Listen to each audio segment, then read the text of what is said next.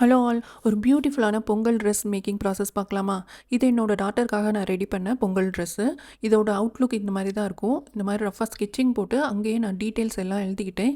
இந்த மாதிரி ஸ்கெட்சிங் போட்டு அங்கேயே நீங்கள் டீட்டெயிலில் பிளான் பண்ணி நீங்கள் நோட் பண்ணி வச்சுக்கிட்டிங்கன்னா உங்களுக்கு ஃபர்தராக ப்ரொசீட் பண்ண ஈஸியாக இருக்கும்.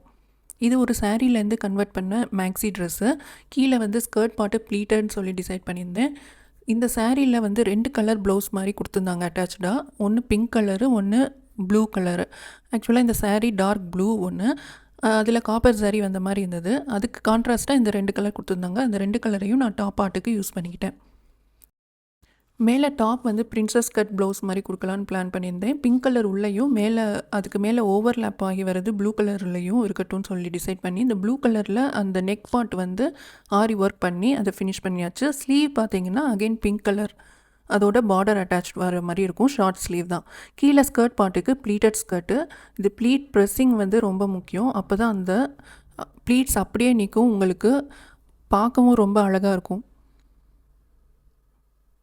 எல்லாமே கட் பண்ணி அதை எல்லாம் ரெடி பண்ணதுக்கப்புறம் ஸ்டிச்சிங் ப்ராசஸ் ஃபைனலாக ஸ்டார்ட் பண்ணியாச்சு.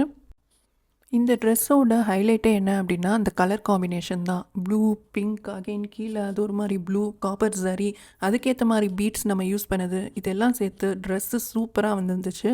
நீங்களே பாருங்கள். இதை என் பொண்ணுக்கு போட்டு பார்க்கும்போது எனக்கு ரொம்ப சந்தோஷமாக பெருமையாக இருந்துச்சு.